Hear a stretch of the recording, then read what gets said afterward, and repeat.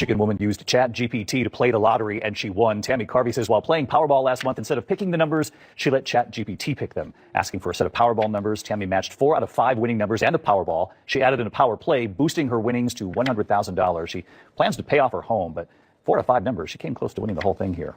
I'll be talking to ChatGPT during the commercial break.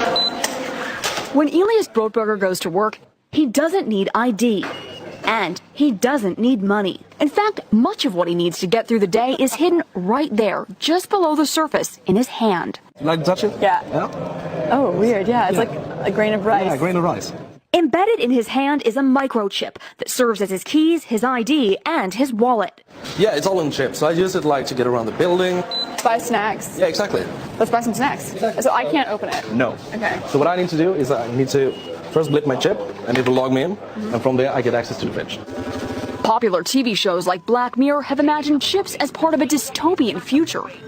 Install in-grain procedure with local anesthetic and you're good to go. In Sweden, the microchips are already here. In Sweden, thousands of people have taken a futuristic leap by implanting tiny microchips into their hands. About the size of a grain of rice, these chips work as digital IDs, payment cards, and even transit passes. With just a swipe of the hand, people can pay for coffee, unlock doors, or ride a train. It's the same technology as contactless cards, but now the card is under your skin. This is happening in Sweden for a reason. The country is already one of the most cashless societies in the world. Only about 1% of its economy still runs on physical cash, compared to 10% across Europe. Younger Swedes almost never touch coins or bills, and even companies like IKEA have tested going completely cash-free, discovering that hardly any customers notice. For businesses, it's saved hours that used to be wasted counting cash. But not everyone is celebrating. Critics worry about privacy and security, especially if implants ever linked to government records or health data. Seniors and immigrants are also concerned about being left behind in a system that assumes everyone wants to go digital. Sweden is showing the world how far cashless culture can go, but it also raises a new reality. When money lives under your skin, the future feels a lot closer than we thought. The Swedish company Epicenter went viral on Friday when it publicized a new technology that would implant a microchip under your skin to prove that you've taken the Fauci ouchie. There are many lessons to take away from this creepy turn of events. First, ideas that began as wild, crazy conspiracy theories are morphing into reality before our very eyes as we enter into the 3rd year of 15 Days to Slow the Spread. Are you a cannibal? No. You know what you have to do to be a cannibal? You have to have actually eaten someone. Have you ever eaten any human flesh? No. Morbid Facts, Part 439. The career of actor Armie Hammer quickly fell off in 2021 when several women accused him of being an abusive partner and aspiring cannibal. For example, his ex-girlfriend Courtney Vucekovich says their relationship was like dating Hannibal Lecter. She claims he genuinely tried convincing her to remove one of her ribs so that he could barbecue and eat it. In a collection of alleged messages, Armie claimed that he wanted to cut her skin and drink her blood, but that he would stitch her up again so as not to waste a perfect slave. He also wrote about wanting to pounce on her and grape her at knife point while she cried, and wanting to cut off one of her toes to keep a piece of her with him at all times. In response to these disturbing allegations, Armie was quoted saying, "I don't think that's any different than when someone looks at a baby and goes, 'Oh my god, look at those fat little legs. I just want to eat you up.'"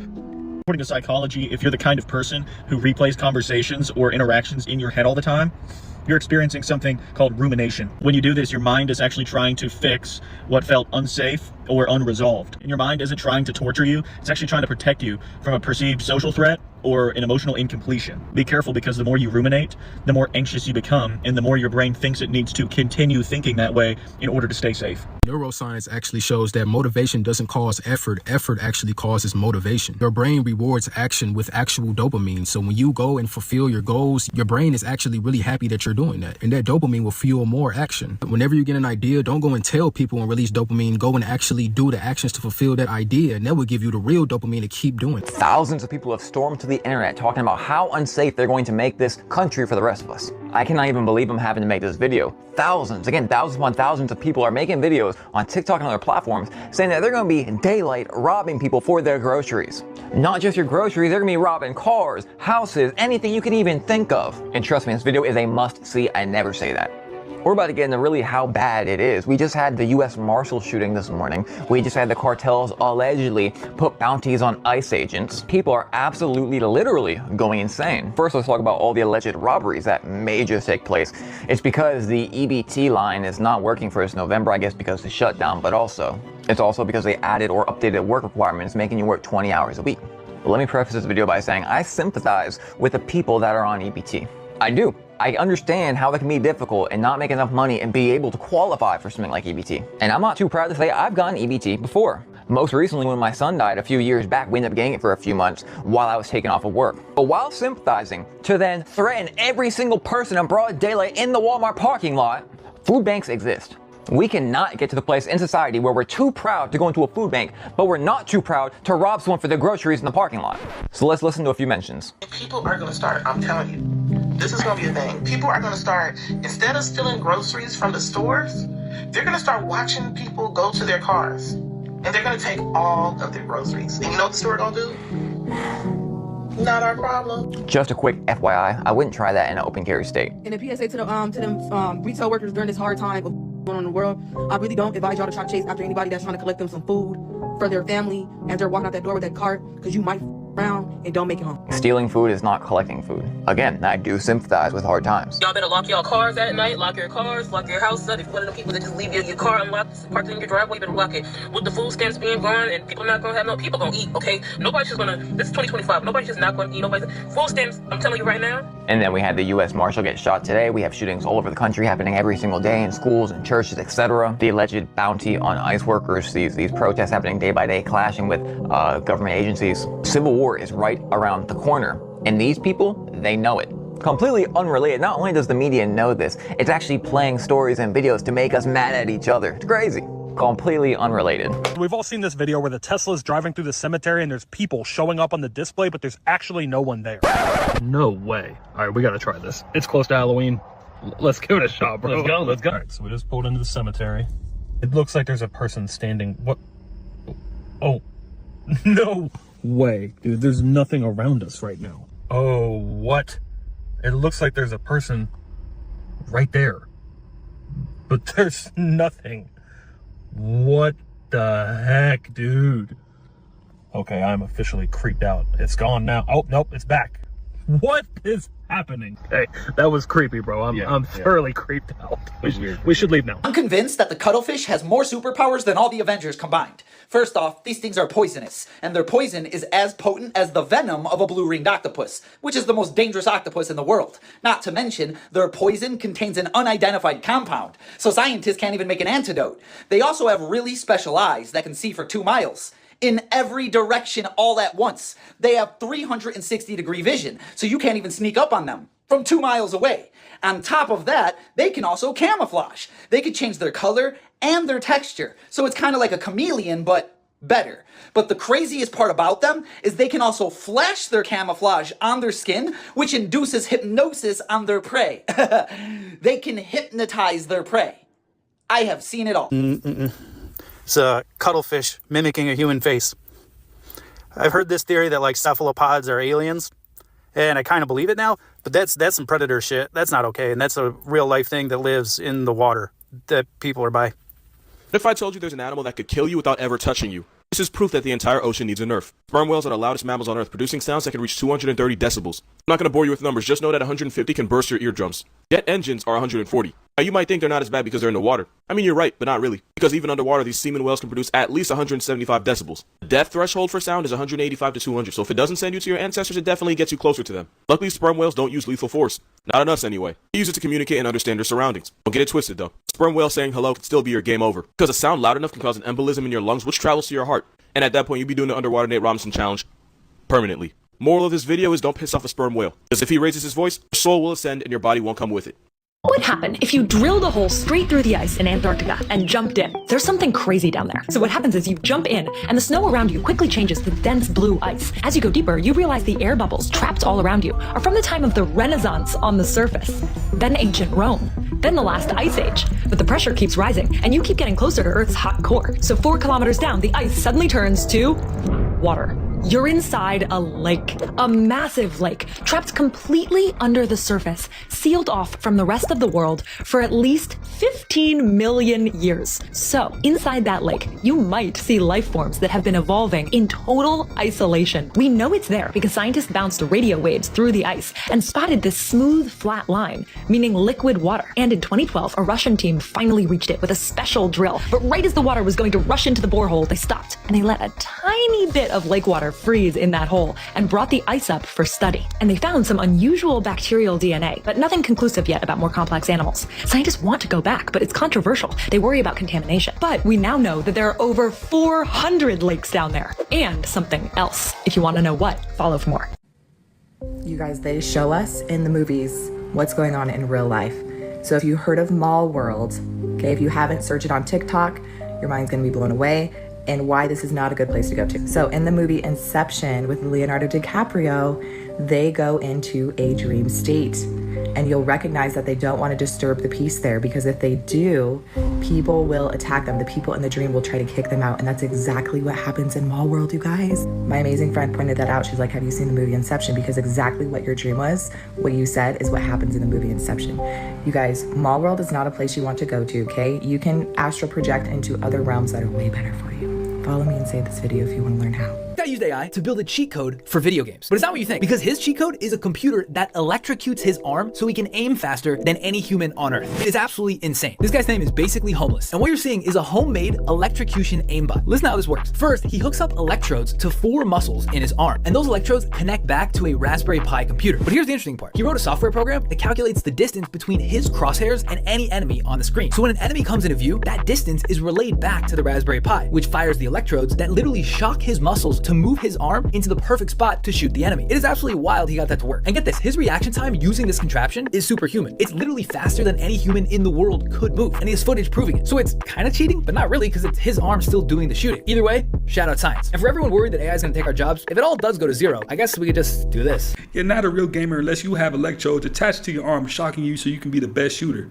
Period. Gang that just robbed the Louvre in Paris has some good news and bad news. Good news is that the robbery looked professional. You got in and out in minutes. The jewels you stole are said to be priceless. And some people are calling this the heist of the century, a real Ocean's 11. Bad news is that unless you already have a buyer for the jewels, you're probably gonna have to break them down and sell them, as is usually done when museum pieces like these are stolen. Which at first you'd think would be fine, considering you got away with about 4,000 diamonds, 130 emeralds, 210 pearls, 150 grams of gold, and 80 grams of silver. But the price of diamonds has been falling like crazy. The value of these raw materials is about $4.5 million.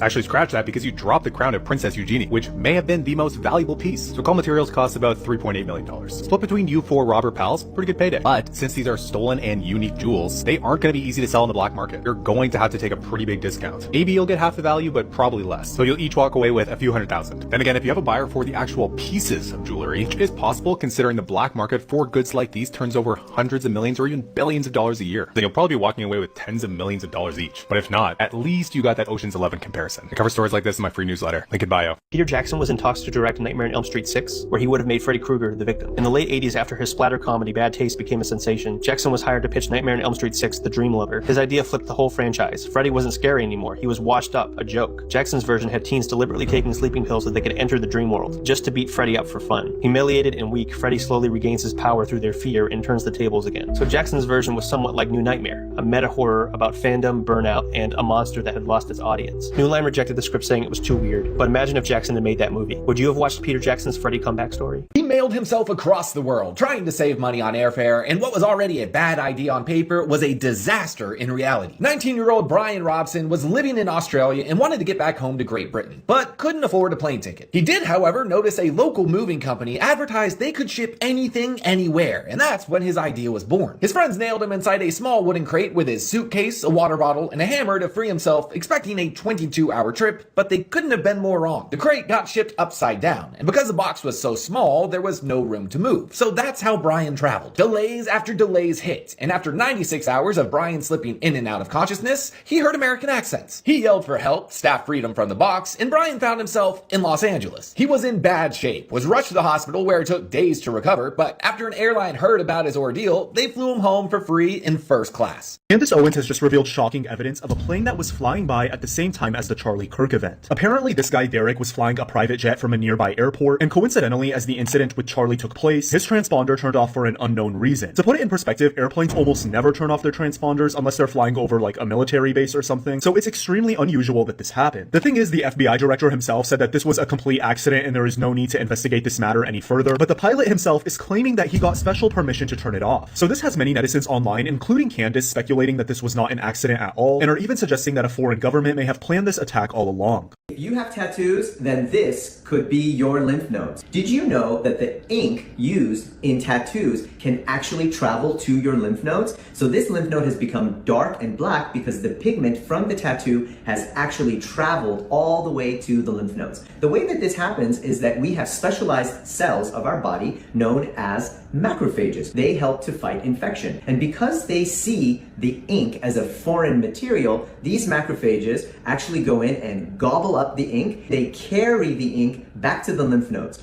Now, in the lymph nodes, the ink is deposited and the macrophages eventually die off. But this is constantly happening. This also explains why, as tattoos get older, the fine lines and the crispness of the tattoo will become more faded and blurry. It's because your immune system, specifically your macrophages, are actually attacking and trying to get rid of the tattoo. History has just been made. The world has a new, most powerful woman. This is Sanae Takaichi, and she has just been elected as Japan's first ever female prime minister. Not only does that put her in control of the world's fourth largest economy, but she did this despite Japan's politics still being heavily dominated by men. But what makes this even more interesting is that she actually shares many similar conservative views with the man that is in charge of the world's most powerful economy. In fact, some have even gone as far to say that she is the female Donald Trump. And similar to him, her background isn't even in politics. She worked in television for years and was even a biker and heavy metal drummer. Her father worked at a car company, her mother was a police officer, and now they are parents to the world's most powerful woman. 7 minutes,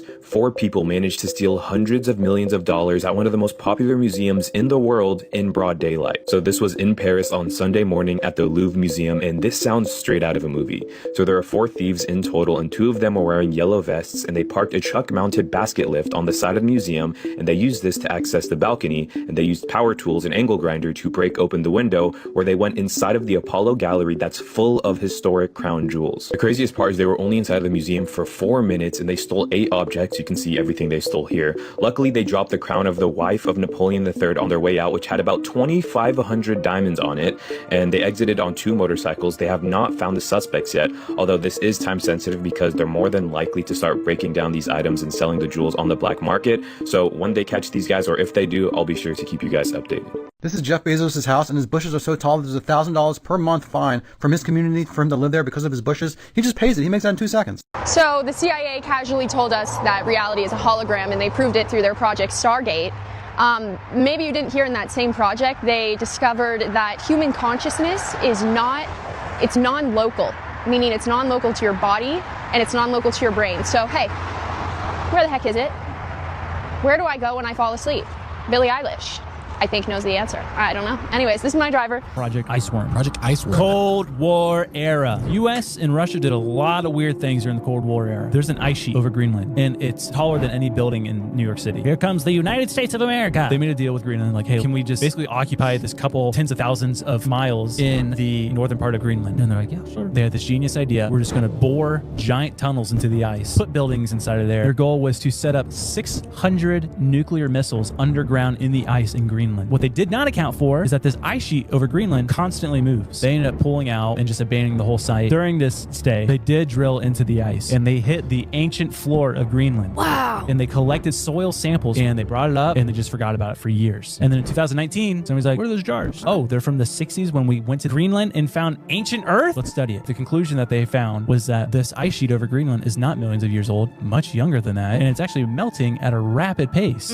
At Project Iceworm, they had dumped tons and tons of nuclear waste into the ice, thinking that it would be there for millions of years. And now they're saying this nuclear waste will be in our ocean in 70 to 100 years. Somebody go clean it up right now. They've tried. Listen, if there's a hole for a tunnel, we just make a big vacuum at the top that covers and suctions to the top. Suck it all up! And shoot it into space. Yes! HIV didn't just pop up out of nowhere in the 80s. In fact, HIV didn't even start with humans. The main type, called HIV-1, originally came from chimpanzees in Central Africa, which gives me another reason not to like those little buggers. Chimps carry a similar virus called SIV, simian immunodeficiency virus. At some point, probably in the early 1900s, hunters came in contact with effective chimp blood and the virus crossed over. There's also HIV-2, which is less common and came from a different sort of monkey. HIV-2 spreads less easily and has mostly stayed in West Africa. The first confirmed human with HIV goes back to 1959 in what is now the Democratic Republic of Congo. From there, it spread slowly at first, but much faster as cities grew and people traveled more. Just a friendly reminder that that boring indoor life you're living saves you from a lot of trouble. One in 3 pastors in the United States is a member of a secret society, and my grandpa was one of them. It's true. I found out after he died. I mean, I knew during his life, but then I got his materials after he died. And my grandpa was a secret Kabbalist Christian from the Catholic Church and a Jesuit. And I found the only way you can actually discern this stuff, because part of being a sorcerer is that you have the appearance of good, like the fruit Eve ate from in the garden and brought death upon humanity, that you look like a good person, like you are a wonderful part of our society, but you're an actual son and daughter of Satan and the principalities, and you work with them closely in the inner man. No protection against their magic spells for any human being, any nefesh soul, unless your mind is connected to Jesus through your born-again spirit. That's our only covenant connection to heaven. And then if you grow that connection, you'll grow in Shekinah glory, and that's the only ability to discern what's in people's hearts. So no wonder people's families have no idea that Grandpa was a sorcerer and a warlock and a Kabbalist of the Clippus. Jewish. But do you believe in God? Like, do you believe that there is a force larger than people, created the earth, that set down a specific order for living, that there's an absolute morality attached that comes from that God? I think probably like most other people, I'm somewhat confused on this, but I believe there is something bigger going on than, can be explained by physics, yes. So you think the earth and the people were created by something? It wasn't just like a spontaneous accident? Why I say that? It does not feel like a spontaneous accident, yeah. I don't think I have the answer. I don't think I know exactly what happened, but I think there is a mystery beyond my comprehension here going on. Have you ever felt communication from that force, or from any force beyond people, beyond the material? No, not really.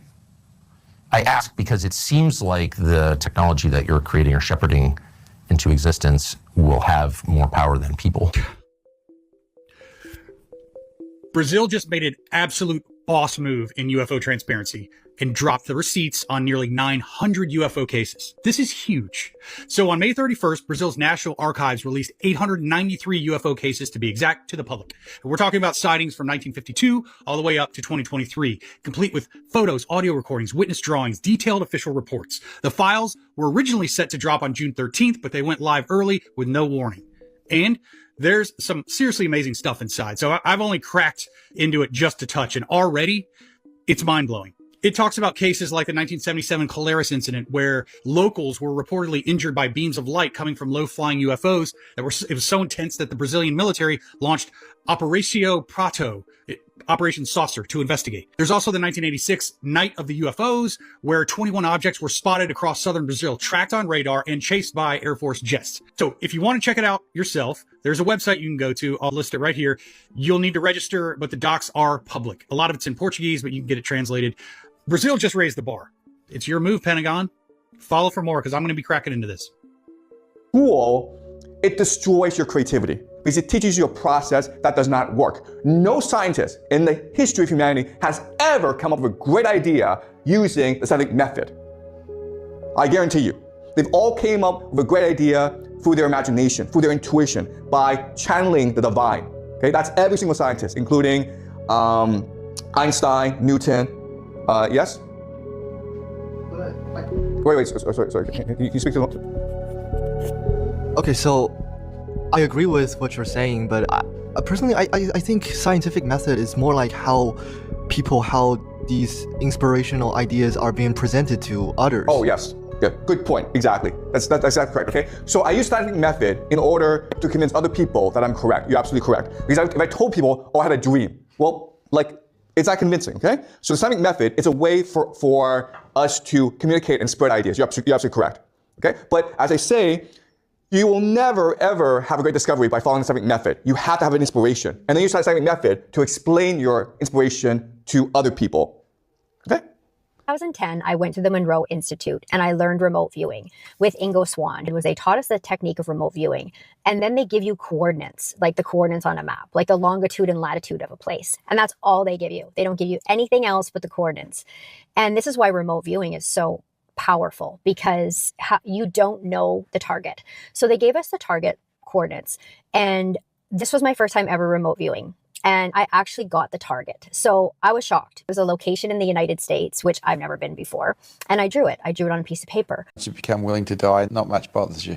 The thing that we're most frightened of is death and insanity. They're the two things that we're most frightened of. And if you can be absolutely okay with those two, not much else bothers you, because they're involved in survival. And when you're not trying to survive, when you're okay with not surviving, you're pretty free. All right, all you lazy couch potatoes, time to rejoice, because it turns out you're probably a lot smarter than your less lazy counterparts. Yep, it's literal science. A study out of Florida Gulf Coast University found that what we typically call laziness is actually correlated with high intelligence. Researchers on the study split subjects into two groups: people who like to lounge around a lot doing everything from puzzles to just getting lost in their own thoughts, and people who like to avoid their thoughts like they're the plague and stay as active as possible. And the results were frankly hilarious. The thinkers, aka the smarter people, were far more lazy, while the non-thinkers were basically always up to something to avoid their thoughts. Why? Well, it turns out smarter people get bored less easy and have longer attention spans. They can just sit and daydream or problem solve without needing constant stimulation, while everyone else feels like they gotta be in constant motion to quiet the noise in their brain. So the next time someone calls you lazy, you just tell them you're too busy being a genius to like go work out or whatever. Although the researchers were quick to add that lying on the couch 24/7 is still really bad for your physical health. But regardless, you've now got a peer-reviewed justification for that U-shaped dent in the sofa. Treated life like a video game. Life is a video game. The mathematical odds that you're in a simulation. That's what I say. Yeah. The mathematical odds that we're in a simulation is essentially 100%.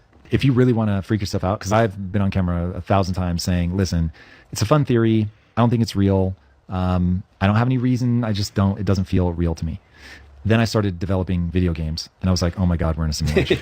Because you said, like, one of the biggest questions in physics is, why is the universe so finely tuned? Yeah. And when you start building a game, you realize, oh my God, you have to finely tune every variable to get things to be the way you want. And maybe this isn't a simulation, but I will tell you right now, it operates on the exact same rules that a simulation would have to operate on. Have to see this. Ever wonder why the prettiest girl in school ended up on drugs? Or the smoothest guy is a ghost of himself? Budapest gave me the answers. In Hungary and Germany, I studied generational curses, demonology, and witchcraft. How witchcraft controlled politics and family destinies. Back then, curses weren't fiction, they were survival strategies. Those generational curses didn't disappear. We just renamed them. Toxic family patterns, spiritual warfare, silent envy, trauma, you know. On the ground in Budapest in Germany, I traced family trees and real records showing how unbroken cycles rewrite destinies. Proof that the past can trap the future. Call it curses or cycles. The toxic Ferris wheel you call a family can be stopped. Let me get this straight. So one of the richest men on earth wants you to have a digital ID, and that's just the beginning. Larry Ellison, the owner of Oracle and now TikTok, not only said he wants our data centralized with an AI surveillance system, but he also said this. Citizens will be on their best behavior because we're constantly recording and reporting everything. Citizens will be on their best behavior. That sounds like a very dark dystopian future. And speaking of citizens, these people are protesting as we speak in the streets of London with signs that say no to digital ID. And why does this seem like a bigger overall plan in Europe? Because not only they're pushing a digital ID, but a CBDC as well, a central bank digital currency, in which is being pushed by this woman, the president of the European Central Bank, Christine Lagarde. Put to reality this digital euro. The deadline for us is going to be October of 25, and we all get... This is why education is key, you guys. Here's a trick bag. So they don't want you buying Bitcoin and other decentralized protocols, but they want you to buy their crypto, a CBDC, controlled by them and only them. And if you guys don't think this can happen, well, it's already happening in China right now with digital IDs and a social credit score. I once again cannot buy food. A couple days ago, my uncle and my cousin helped me get a cell phone that is linked to a Chinese bank card so that I could buy anything. And if that's not bad enough, they even have facial recognition technology for kids to get inside their own schools. And I'll say it once and I'll say it again. They always put it in the movies. Remember that episode on Black Mirror years ago where they had a social credit score system? Well, surprise, surprise, it's here. Make sure you guys hit me up for consultations to get educated on what's going on, link in bio. But what do you guys think about all this? Let me know below. Hi, I am Dr. Todd Frisch and I read faces. I'm going to do one of the most exciting faces I've ever done. Ed Gein. Most of you have never heard of this guy. I grew up 70 miles from this guy. Netflix is doing a series on Ed Gein. This guy was the basis for the movie Psycho. Alfred Hitchcock read about him and actually used kind of his weirdness to do Psycho. There was a movie called Macabre that was also about him. Another one called Disturbed. Just fascinating. I was a young kid, but I remember this was such a dramatic thing in central Wisconsin that people came from everywhere. My mom wanted to see his house, so we actually drove to Plainfield, Wisconsin from I lived in central Wisconsin, a little bit of south, about 70 miles south, was Ed Gein, his house. When we got there, there was just a line of cars. And this was months after he had done and been caught and he was going through the trial. He has a hat that's made by a company called Stormy Cromer. 70 miles north of where I currently live is where they make these hats. We used to call them Ed Gein hats. The Stormy Cromer, you can still buy this hat. Looks exactly like this hat. Fascinating. Still in existence. He did some very untoward things, but let's find out about him before we share exactly some of the things that he did. So he was a grave robber. He ended up murdering a gal that ran a hardware store. This gal that he murdered, when they did arrest him, her heart was in a frying pan on the stove. This is such a weird thing. He made upholstery out of people's skins. Lampshades were made out of skin. He made belts out of parts I don't even want to talk about. He had a collection of body parts that was so unsavory. I can't even share it. I'll let you watch the thing on Netflix so you can get it. People talked about this for decades. They're still talking about it. But let's find out exactly what he's all about. There's 9 face shapes. He's a cross between a bucket face and an iron face. Very common faces. The bucket face, which is what I am, we enjoy the process of thinking. We tend to overthink. And this guy just dug deep into overthinking in such a big way. He's also got some iron. There's some squareness to his face. And this is a sign of someone that's very strong and stubborn. Those are the 2 traits that were pretty remarkable. One of the things I find very interesting when I look at Ed Gein is when we look at the right and left eye. The right eye is what we show to the world. It's our public persona. It's our mother's influence. The left is our true private self, and it's our father's influence. When we cover up that left eye and look at that right eye, he's lost. He's not there. I rarely see this look on an eye. When we cover up that other eye, there's some deep anger. There's just something dark about that eye, something hidden, and obviously it goes without saying. Notice his ears. They're very forward facing. This is someone that likes to hear their own voice. They hear, but they don't listen. This is another trait that's very common. You see this a lot in ADD kids. I'm sure he had ADD. Again, I don't know in depth about that. His eyebrows, they're different heights. This indicates he had a difficult or severed relationship with his parents. His mother was a bit of a religious fanatic. His father died earlier. I don't think they had a good relationship. I remember reading a lot about him and about his life. His mother, he was very fixated on his mother with some very sick ways. His eyes are different heights. This indicates some brain inflammation. This guy wasn't right. Obviously, to do the things he did, it's quite obvious. Lips very thin. This is someone that has a difficult time expressing emotions. His cheeks, they're flat, which means he resists authority. He's moody. He's oversensitive, but they're also very sunken in. Those on the sides are this is someone that has issues with despair. He's kind of grief-stricken. He's just lacking inner peace, and he's very, very restless. So Ed Gein died in prison. I think he was determined insane, and he was a model prisoner. Everybody loved him. He was a very good carpenter, very good cabinet maker. Matter of fact, I remember watching TV, and they showed the warden of the prison with the bookcases that Ed Gein had made. So what a strange man, what a strange event. And I'm old enough to actually remember this and drove to the guy's house with my mom for whatever the heck reason that was. I know you're not going to enjoy Ed Gein, but I enjoyed reading him. Nice to have some memory coming back from the late 50s. Church of the Blessed Algorithm in downtown San Francisco. It's 2050, and people come here to worship computer deities. Every Sunday, we clear our cache. If you think cremated remains are ashes, you are completely wrong. In fact, they are bone fragments. So after the cremation, the large bone fragments are removed from the crematory, and they are ran through a processing system to make tiny pieces of bone that you may refer to as ashes.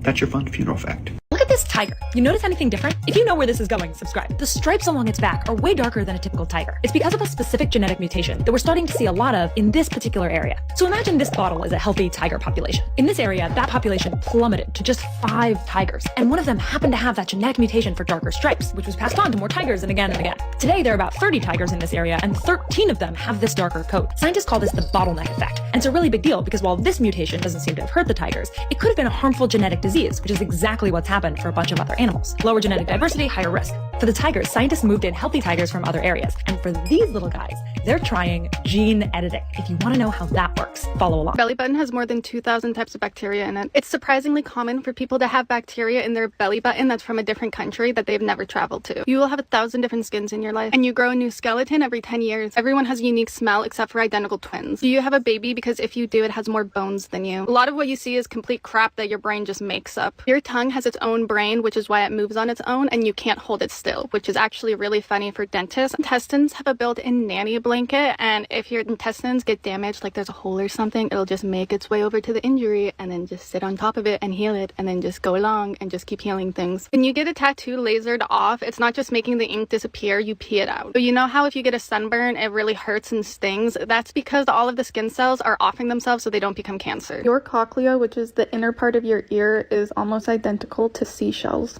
Every actor and actress in Hollywood is about to be pissed off. The very first AI actress, Tilly Norwood, is about to do damage in Hollywood. Now think about it. She's an AI actress. They don't have to pay this AI actress the money that they have to pay these big name actresses. That's number one. Number two, they can make her act and react any way they want to. So if your favorite actress can't scream high enough, Tilly Norwood could. If your favorite actress can't cry on cue, Tilly Norwood could. If your favorite actress doesn't want to play a role because she's not comfortable with it, guess what? Tilly Norwood will play that role. They will have all rights to her. They will have all rights to doing anything that they want to do with her. Things that actors and actresses won't do, she has to do.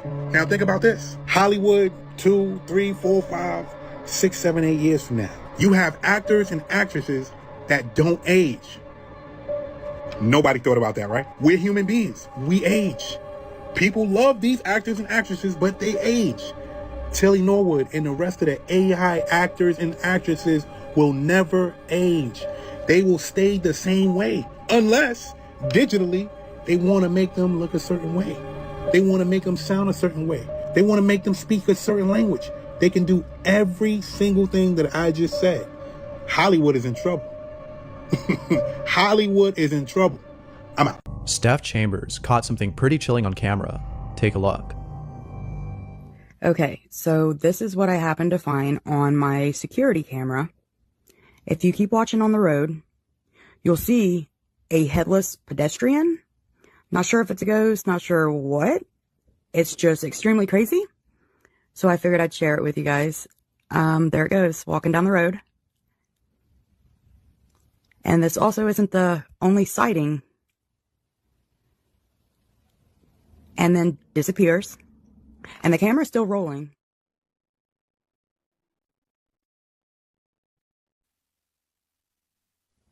And then disappears. And the camera's still rolling. Disappears. And the camera's still rolling.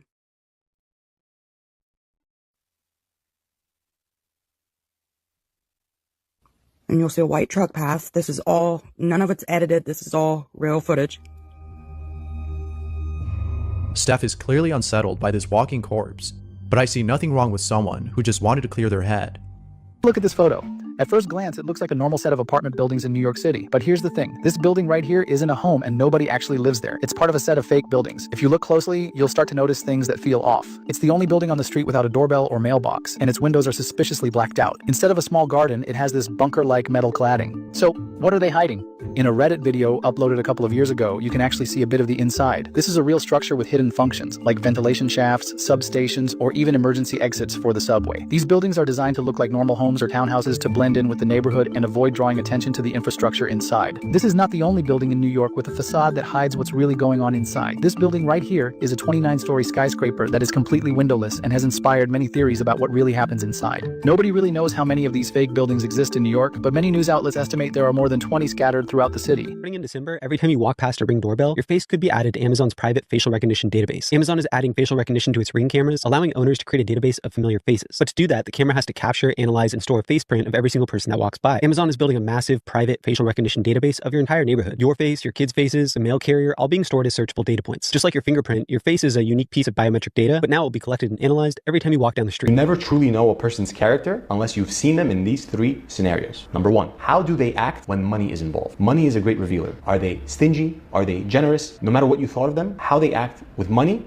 will tell you a lot about who they really are. Number 2, how do they act when they've had a couple of drinks? Okay, alcohol, they say drunk words are sober thoughts. Alcohol reveals all secrets. Alcohol goes in and the secrets come out. So are they friendly when they're intoxicated? Are they violent when they're intoxicated? The mask comes off after a few drinks. Finally, number 3, how do they act when they're angry? When things don't always go their way? Are they calm, cool, collected, or are they irrational, screaming, losing their composure? These 3 scenarios will tell you a lot about the person that's in front of you. Are they genuine? Or are they hustling? Nikola Tesla could build machines without touching a single tool. Here's how. He was famous for running experiments entirely in his imagination. Tesla claimed he could design a motor in his head, run it for weeks, spot flaws, and then fix them. And when he finally built the physical version, it matched his mental model perfectly. Modern neuroscience backs this up. Visualization activates many of the same neural circuits as real practice. That's why Olympians mentally rehearse races, surgeons visualize procedures, and musicians imagine playing before touching their instrument. You can do the same. If you're learning math, visualize solving the problem. If you're practicing public speaking, picture yourself on stage, hear your voice, even feel the nerves. Every quiet moment becomes extra practice. That's how Tesla turned imagination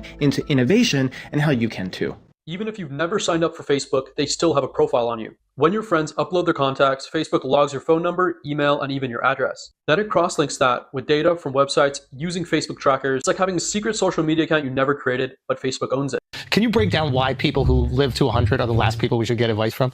So genes don't play much of a role in how long you live up until about 80. So it really turns out what you do matters a lot, plus luck. We could talk about where luck factors in. But for those people that make it to 90s, 100s, they're called centenarians, and then super centenarians, it's virtually all genetic. And what every study of these people has demonstrated is they live long despite what they do, not because of what they do. And to your point, they are on average more likely to smoke, more likely to drink, less likely to exercise, and more likely to eat junk food. Wow. All right, so I hope everyone has enjoyed being part of the species that was in charge of Earth. It was really nice while it lasted, but Albania just launched Tiela, which is the first AI-generated government minister. Also, funny timing, but Codex just outperformed all teams of humans at the International Collegiate Programming Contest World Finals, which, if you don't know, I think definitely means we have crossed something called the red line in artificial intelligence, which is when AI models are able to create smarter and smarter AI models until one of them decides that it just wants to be the smartest thing and rules over everyone. I don't know if that will be fun or not, but it will definitely be entertaining, so...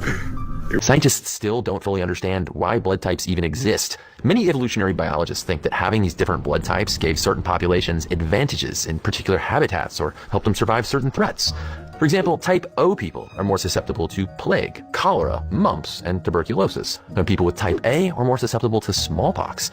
As various groups of humans faced these and other challenges in the past, certain blood types could have provided a local survival advantage. And people with type A blood are more prone to blood clots. That's a health risk today, but imagine in times without hospitals and modern medical care, this could have been an advantage in childbirth or in response to injuries. According to psychology, the most intelligent personality type is the introverted intuitive. This represents one of the rarest and most hyper-functional personality types across the board. Its foundation is based on recognizing hidden patterns and connections not seen by most, and also the ability to forecast into the future rather than being stuck in the present, or even worse, the past. These are future-oriented individuals that excel in pattern recognition and future forecasting. Your robot vacuum isn't just cleaning your floors. It's creating a detailed 3D map of your home and selling it to advertisers. I was showing my friend the map feature on my Roomba app when I started wondering, why is this so detailed? So I dug into the privacy policy and found out that the detailed blueprint of your house is worth serious money to data brokers. Companies are buying your home spatial data to target ads specifically to your living situation. Follow me as I expose the whole system. This is Dirty Soda Dr. Pepper flavored Coffee Mate Creamer for your coffee. Also, if anybody loves Chick-fil-A, they just officially launched this new pizza, but it's only available at one of their locations right now. And if you're wondering, it has pickles, Chick-fil-A sauce, and chicken nuggets on it.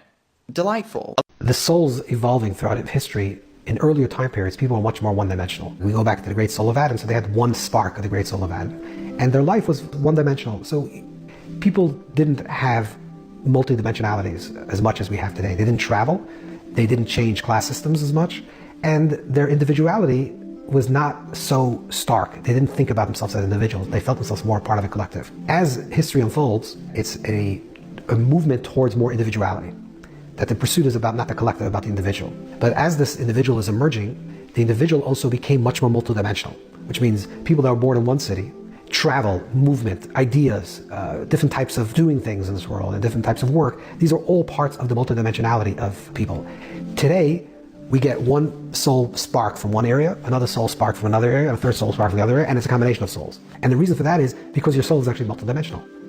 And because you're a multidimensional person, and therefore it's reflected in your multidimensional personality, you need to actually activate all those parts of your personality in order to be a whole person. So y'all want to talk about surveillance states? Let's drop a little Orwell in there too. The telescreen, a two-way device that broadcasts propaganda while simultaneously watching and listening people in their own homes. You're probably watching something right now on your fucking telescreen. But authorities are moving to dramatically expand their social media surveillance. They're going to hire a legion of contractors to go through your posts and your photos and your messages. They're doing this to gather information for field offices to plan arrest. They want a contractor capable of staffing centers around the clock, constantly processing cases on tight deadlines. We already know the government watches everything we do. Now they're just expanding. You know, the Patriot Act, baby. I talk about in my other videos where people are worried that Oracle is going to buy this app and it's going to be watched all the time. But they're literally announcing that contractors are going to watch your Facebook, your TikTok, your Instagram, your YouTube. I mean, fucking everything. But we always talk about they let us know some things, but what are the things that they're not letting us know? How long have they been doing this, and why are they announcing that they're doing it now? But let me give you a quote straight out of 1984. The telescreen received and transmitted simultaneously. Any sound that Winston made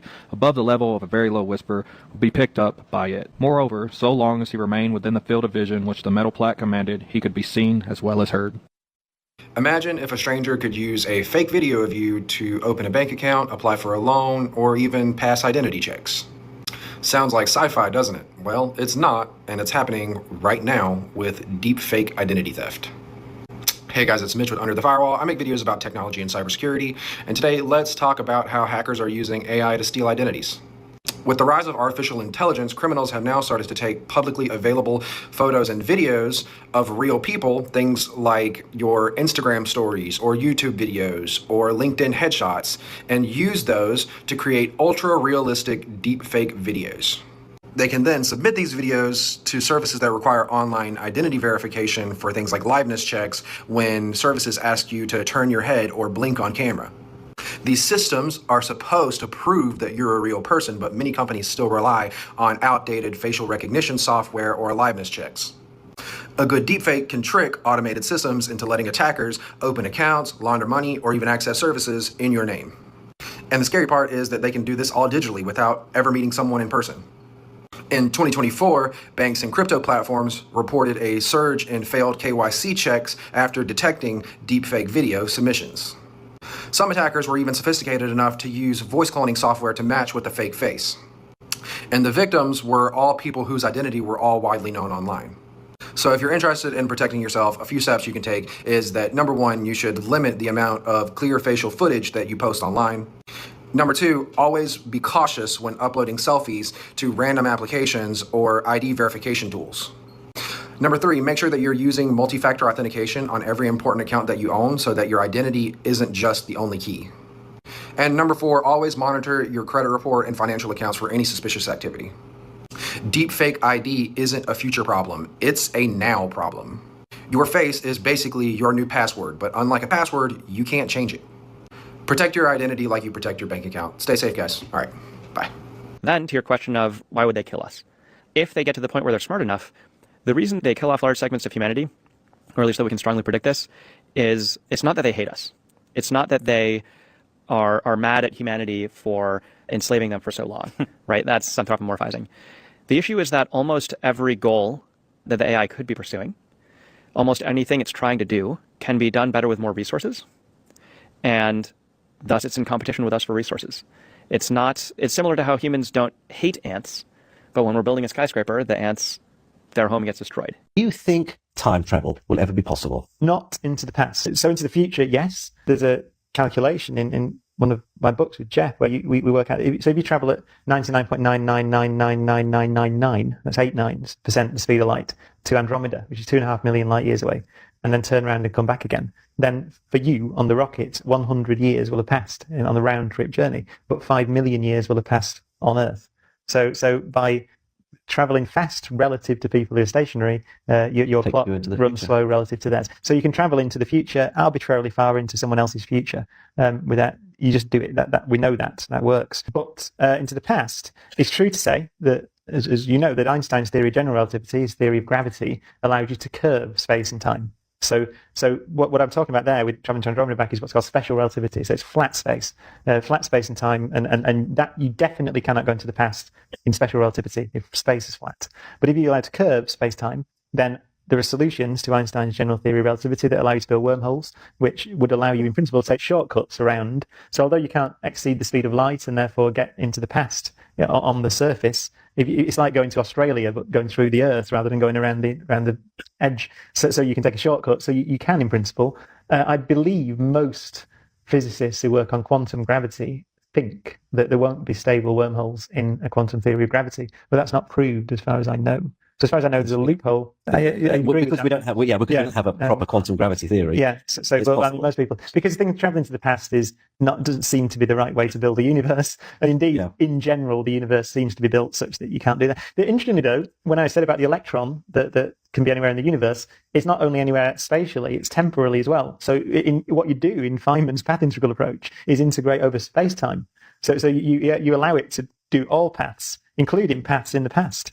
Right, that's what the way it works, but they all cancel out. But that seems to be calculational. Google's little brother is using AI drones to take jobs from delivery drivers. Wing is an AI drone delivery company that's owned by Alphabet, the same company that owns Google. Walmart partnered with them and just hit 300,000 drone deliveries. DoorDash is using Wing to drop off food at your doorstep. While delivery drivers sit in traffic, burning gas, these drones fly 65 miles an hour and can drop off deliveries in 19 minutes. One of these drone nests has 18 drones and can deliver to houses within 4 miles. That's 18 drones replacing how many human drivers? These drones can work 7 a.m. to 10 p.m. Don't call in sick, don't ask for higher pay, and won't quit during rush hour. Around 42 million Americans are gig workers, meaning they rely on on-demand services like Uber Eats and DoorDash for income. That's 36% of all workers in America who need these jobs to survive. That's food money, rent money, flowing directly out of human pockets into Wing's AI drone deliveries. And their tech doesn't care. It's a software update that instantly shuts off a massive portion of the American workforce. So what's the solution?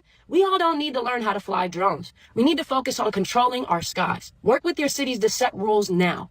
Quiet hours, no fly zones. Demand that the air traffic data gets open so that one company doesn't own the sky. And if you're a customer, use human delivery so that you don't starve workers when drones come into your city. Wing is racing to own the air. The question isn't whether their drones can deliver fast, it's who they deliver for and who gets left out of the future that they're flying towards. Because once the sky is run by an algorithm, what happens to the humans who work on the ground?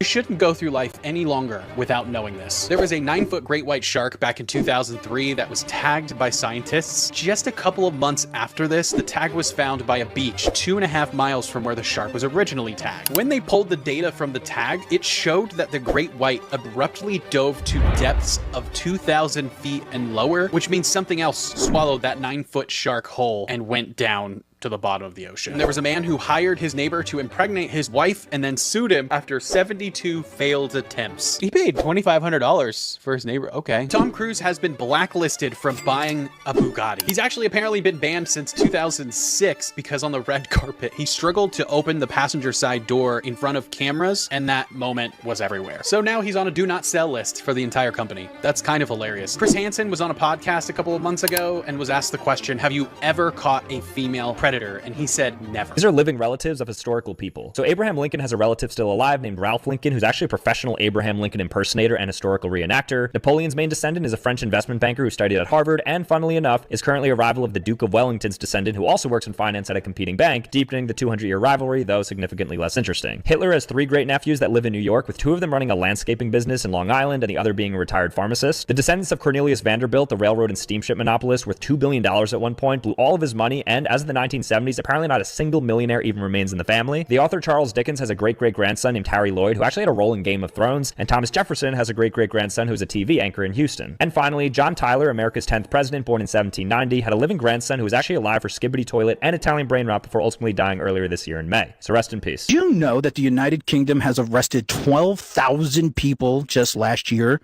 for speaking? This is where they arrest an old man for holding a sign. Awesome. He's actually a veteran of the UK. Basically, Section 19 refers to spreading what we say like racial hate. What, you're taking me away now? Yes, so you're under arrest, so you're going to Harrogate, unfortunately. You're taking me to Harrogate in the middle of the night over a tweet? This is crazy. I want you guys to watch this. Supporting the war crimes of Netanyahu, and I'm wondering if you'll arrest me? No, you got freedom of expression, freedom of speech. That's all I've got to say. I'm supporting a genocide, and I'm not getting arrested. She is protesting against a genocide. She is getting arrested. So I'm against the genocide. They're going to arrest me. You've been walking around telling the police you support genocide, you support the killing of Palestinian women and children, and then arresting you. I can walk completely free. It's ridiculous. I'm supporting the Israeli government and supporting a genocide, and I'm not getting arrested, but you're getting arrested. Throwing that right in the face. You need to say that I support a genocide. You've got a freedom of speech, right to say what you want. UK is arresting 30 people a day just for what they post online.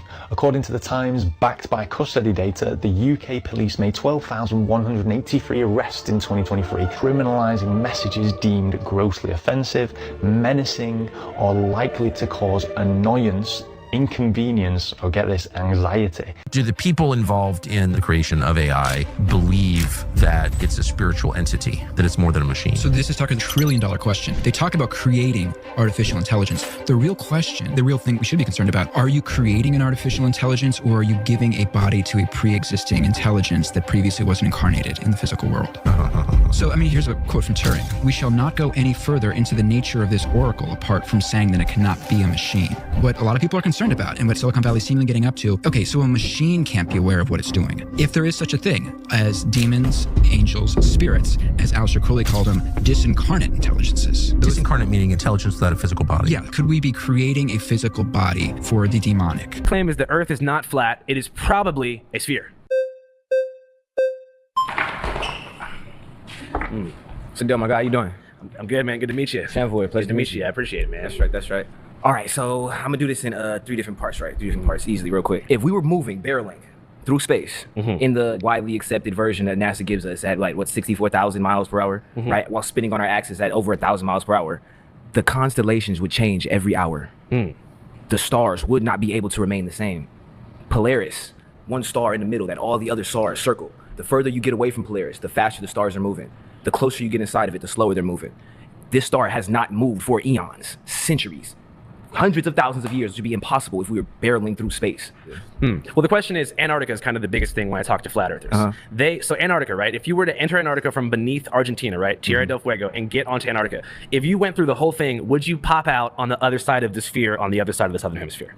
So when we talk about the Antarctic wall, right, it's not a sphere or a flat surface. It's a bandwidth. It's almost like a snow globe. You understand? So where the firmament is making the actual the solidified structure close. The solidified structure that we're standing on is the Earth, and the Antarctic ice wall is around it, encapsulating everything that we're in right now. So leaving outside of that, of course, you would get to more places, more pieces of the Earth. You know, that we've been regulated away from. Yeah.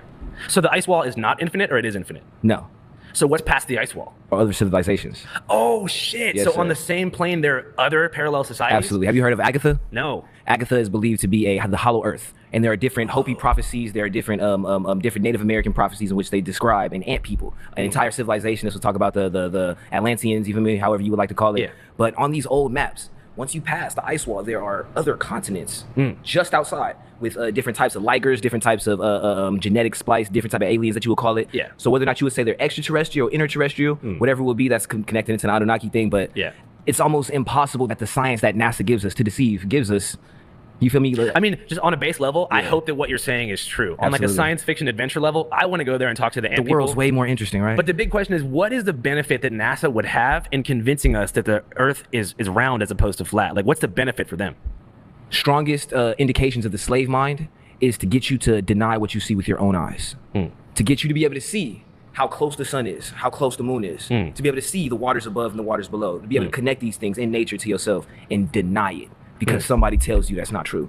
So, well, thanks for the time, bro. I appreciate it. Hell yeah, thank you, man. How you doing? What's going on, man? Thanks for coming. Andrew, good to meet you. Thanks. My pleasure. My first question for you is, do you know what NASA means in Hebrew? Oh, shit. Are you a Hebrew Israelite? Somewhat. I think it's in my blood. Okay, cool. Respect. Yeah. What does NASA mean? To deceive. In what language? In Hebrew. Is that true? Do we have a Hebrew scholar around Yeah, us? 100%. You can look it up on your own time, for sure. When you talked about the stars, lights not reaching the Earth because of the time delay of, what is it, space travel or things like that, I think the true answer to the question is the stars are placed into the firmament. Genesis 1 verse 4, the stars are placed into the firmament on like the 4th day of creation. So these are not fast, distant bodies moving through outer space, going, losing all of their energy, and then that light getting to Earth 100,000 years later. People you surround yourself with can literally make or break you. That's according to Carl Jung, one of the greatest minds in psychology, and he said there are 5 specific types of people you should avoid at all costs, unless you're really itching to be quietly drained of your energy and end up stuck. Number 1, the perpetual victim. Bad luck follows them wherever they go, but somehow nothing is ever their fault. Jung said that if you spend too much time with them, you'll end up getting dragged right down with them, and maybe even start taking on their pattern. Number 2, the morally superior know-it-all. They don't argue, they educate. And they don't get angry, they get disappointed. So you end up seeking their approval without even realizing it. Number 3, the taker who never gives back. Every interaction is a one-way street, and they'll lean on you forever, but they'll never be there for you. Number 4, the performer who lives behind a mask. These people are obsessed with appearing perfect, to the point that every interaction can feel scripted, and there's little to no depth. And finally, 5, the critic who has no self-awareness. You know, your pots who like to sit in their glass houses and call kettles black. I guess I'm mixing my metaphors, but you know what I mean. They love to point fingers and tear people down, often just for the sake of it, and most often for the exact same flaws they have themselves. They just don't seem to realize it. So what do you do when you realize you have one of these types of people in your life? Well, Jung didn't say you have to cut them off, but he did say to pay special attention to how you feel after you spend time with them. If you're drained, angry, or exhausted, it is definitely time to set some boundaries. You can't change people who don't want to change, so you're better off protecting your own energy. They say this is faster than the speed of light. Look at this. That's how it looks in the shadow, but then when you see it in the sun, it goes so fast that your brain can't even see it. That's the speed of light. So the way to survive in modern society is to be an ascetic. It is to retreat from society. There's too much society everywhere you go. Society in your phone, society in your pocket, society in your ears. You're being socialized right now by listening to this podcast. Right. We're socializing you. We're programming you. Everyone's trying to program everybody. The only solution is turn it off. The only solution is to turn it off and concentrate on your breathing. Meditation, yeah. How people say billionaires should not exist? Well, Elon Musk is about to become the world's first trillionaire in the next 16 months. According to the Global Wealth Report, his net worth is growing faster than ever, and considering he's already worth over $400 billion, he will be hitting this goal in no time. But a lot of users online have been saying that it's deeply evil for a trillionaire to exist, because just to put it in perspective, 1,000,000 seconds is 11 days. Meanwhile, 1,000,000,000,000 seconds is 31,709 years. It would literally take a regular person 237,000 lifetimes to become equally as wealthy as Elon Musk. But there are some conspiracy theorists who are convinced that trillionaires already exist. We just don't know about them yet. Almost all of the billionaires that we hear about are Mark Zuckerberg and Jeff Bezos. But if you take a look behind the curtain at the people who actually rule the world, trillionaires have most likely existed for decades now. The only difference is they are not on the cover of Forbes magazine. And let's not forget that the federal minimum wage is still $7.25, with a lot of restaurant workers earning less than that and are relying on tips to make a living. People that history remembers as being great, but in reality, maybe they weren't the best people. Like, everyone looks back at Albert Einstein as being this great genius in history, but in real life, he abandoned his first child, treated his wife terribly, cheated on her, got divorced, then married his first cousin. Dr. Seuss is known for kid books, but in reality, he was not kid friendly. Apparently, he cheated on his wife, which led to her herself. Then he remarried less than a year later. Steve Jobs is known for creating the iPhone, but people choose to ignore that he was a terrible boss and created some of the most toxic work environments. Plus, he refused to accept that he had a daughter with this woman for years and had them living on welfare. And he eventually agreed to pay child support for $500 a month days before Apple went public, and he became worth $200 million. Of course, Christopher Columbus discovered America, but how he did it and what he did to the people that were already there were some of the worst things possible. Thomas Edison might get credit for inventing the light bulb now, but back then he was known for stealing other people's ideas and making them his own. And in the process, he always tested his products on animals. While Walt Disney created a lot of cartoons that, let's just say, did not age well. Conjoined twins Carmen and Lupita did an exclusive with People magazine where they opened up about Carmen's marriage from last year and how the two women make this work. Carmen and Lupita are 25 years old, and Carmen married her longtime boyfriend Daniel last year in an intimate ceremony. Carmen and Lupita are very active on their social media accounts, and they've been very open about the crazy misconceptions people have about them, as well as some of the crazy questions they get. They have even done a Q&A trying to answer some viewer questions and clear up some of the miscommunications, including answering some questions about how exactly their body works. Yes, one of us can be awake and one of us can be asleep. No, we cannot control each other's limbs or halves. I have the right foot, so I drive. No, we cannot read each other's minds. Or we share a bloodstream, so if we drink or hypothetically get high, we'll both feel it. We have 2 different stomachs, so we feel full at 2 different rates. 1 kidney each, our own arms, 1 leg each. Took a long time with physical therapy to learn how to walk. Yes, we can feel where we're attached, but other than that, it starts losing feeling like the more that we go in our own directions. If you followed Carmen and Lupita on social media, then you know they have a fantastic sense of humor, but even they admit some of the questions they get are absolutely ridiculous. Now, the lady said one of the questions that they've gotten actually quite a bit is what happens when one of them pass away. I don't know about the death thing. We're not fucking dead. We share a bloodstream. So eventually sepsis will kick in, and obviously within hours or days, the other one will die. But we're not dead, so why always ask us that? Carmen met her husband. In the original Spider-Man movie with Tobey Maguire, the spider that's on his hand isn't CGI. It's actually a real spider. So what they did was they froze like 10 spiders, and they had artists go in there and paint on their backs. When they needed to bring them back to life, they like took a hairdryer to like reanimate them. So the spider that's on his hand is actually a real spider that's crawling around. Here are some things that you definitely needed to know. Dylan and Cole's spouse recently turned 33 years old, which means that they are older than Adam Sandler was in 1999 when they filmed Big Daddy. There are only 9 people alive on Earth today that have lived for more than 1 million hours. The percentage of Americans between the age of 30 and 39, which is my age group, who are married and own a home in 1975 was over 50%. In the year 2000, that number was 33%. And in 2025, that number is 12%. And in 2050, you'll be in the top 1% if you're married and own a house. When Steve Harvey was a kid, he told his 6th grade teacher that he wanted to be on TV. She apparently mocked him in front of the entire class and even told his mom it would never happen because he had a stuttering problem. And at some point after he had gotten famous, he started sending this teacher a new TV every Christmas. He wanted to basically make sure that she saw him as much as possible. Petty, but also, you know, go get it. What happens if the cemetery goes out of business? The cemetery can never go out of business. It is privately owned, and it would just continue to get passed through family after generation after generations. It can never be bought, can never be sold. It has to go through family only.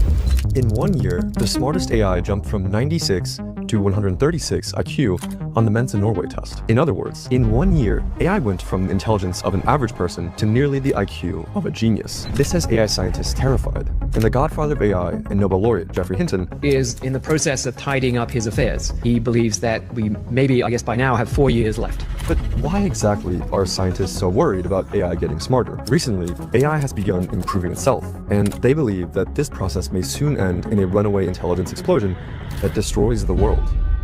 Extinction risk from godlike AI is not just possible, but imminent. So, to understand how close we really are to that outcome, we're breaking down Leopold Aschenbrenner's famous report, Situational Awareness, which is circulating among top US government officials. AI progress won't stop at human level. Hundreds of millions of AGIs could automate AI research, compressing a decade of algorithmic progress, or 5 orders of magnitude, into 1 year. We would rapidly go from human level to vastly superhuman AI systems. The power and the peril of superintelligence would be dramatic. Most people think the atomic bomb is the most game board flipping invention in the history of war. But arguably, the hydrogen bomb was just as important. One atomic bomb could wipe out a city, but one hydrogen bomb could wipe out a country. A single bomb with more explosive power than all of the bombs dropped in the entirety of World War II combined. That's the scale of the difference we're talking about between AGI, or artificial general intelligence, and superintelligence. But what does this difference mean in real life, and how dangerous for humans could this really be? Imagine this, a civilization of AI systems, billions of them, each vastly more intelligent than many humans, capable of novel, creative, and incomprehensibly complex behavior. Their power wouldn't stop at machine learning. Superintelligence would ignite explosive progress across every field. Robotics, biotech, weapon systems, material science. I mean, what took humans decades, they solved in days. An industrial explosion would follow, then a military one. It would offer godlike power both to create and to destroy. And once it begins, we will be living through the most volatile moment in the history of our species. So how close are we to this future? Well, Aschenbrenner lays out 4 critical steps to get to superintelligence. The first is getting to AGI, which we previously covered. The next steps are all about using AI to automate AI research itself. And here's the problem. Former Google CEO Eric Schmidt warned that's a dangerous point. And this recursive self-improvement isn't just a theory. It's already happening. Microsoft CEO Satya Nadella says AI development is being optimized by OpenAI's O1 model and has entered a recursive phase. We're using AI to build AI tools to build better AIs. A scientist at Google DeepMind reveals, what we did was actually to build a system that, through reinforcement learning itself, figured out what algorithm was best at reinforcement learning, and incredibly actually outperformed all of the human reinforcement learning algorithms that we come up with ourselves over many, many years in the past. Meet Billy Joel. He canceled his tour for some health reason. So I don't know what the health reason is. I don't want to know what the health reason is, because I'm going to kind of share what I see here, and we'll see if it matches up with what's going on. There are 9 face shapes in my world. He is a classic bucket face. Narrower here, wider as we go up. Bucket faces, we love to put things in our bucket. We're thought leaders. We're intellectually persistent. We tend to overthink. That's his overall overall nature, that's his gift, is his intellect. And he uses his intellect to write some amazing songs. Next thing we like to look at is the right and left eye. The right eye is what we show to the world. It's our public persona. It's our mother's influence. The left is our true inner private self, and it's our father's influence. If you cover up his left eye and just look at his right eye, very focused, laser focused. Now, cover up that right eye, look at the left eye. That's anger. Is he anger at a father, a male? My guess is he didn't have the best relationship with his dad. His eyebrows are a little uneven, which would also indicate there's a little bit of an issue with parenting. So now, the other thing that I think is interesting is if you look at his younger picture especially, there's something we call lower subpaku. This is a Japanese term, means white three sides. This indicates some tendencies towards fanaticism and also tendencies towards addiction. The first addiction we all have in life is to sugar. Few of us ever beat that addiction, I might add. This is a bit disconcerting. I don't like to see this in anyone. Also, if we blow the picture up and look at his eyes in a much larger form, you'll see some haziness around the periphery of the iris. This haziness is a sign of what we call in medicine arcus senilis, or the arc of the senile. It's literally a lack of blood supply going to the brain. And then lastly, notice that his pupils are slightly uneven. This is a sign there's some inflammatory situation going on in the brain. My guess is something's not right with his brain. Lack of blood supply is certainly there, and that's also confirmed by, if you look at his nose, a very bulbous nose. The tip of the nose represents your heart. He's got some cardiovascular issues. So there's some circulatory issues. My concern would be circulation to the brain. Is there some brain degeneration situation going on? I'd be ultimately concerned about that. Underneath his eyes, there's some puffiness and a lot of lines. The puffiness is a kidney deficiency. Kidney governs bone, but it also affects fluid levels. This is where blood pressure problems can come into play. So if you got this bulbous nose and then the regulator fluids in your body, the kidneys, are not working, I'd be again concerned some cardiovascular issues. Also, these lines represent some pretty strong adrenal indicators. Our adrenal glands sit on top of our kidneys and help us cope with stress. So he's been under a lot of stress. We all have. And you think, wow, this guy is a multimillionaire, incredibly successful. Doesn't mean you're immune to stress. And my guess is he's had his share of stress in his life. Eyebrows are about passion, pride, and temperament. Very thick eyebrows. They're also unequal. And then lastly, he's got these nice deep lines right here. These are called falling lines. F-A-L-I-N-G. Falling means purpose and spiritual strength. This man has found his purpose. He's living his purpose. I hope he recovers from whatever's going on. I do have some concerns that we've got some issues with circulation to the brain. Hope you enjoyed our little review of Billy Joel.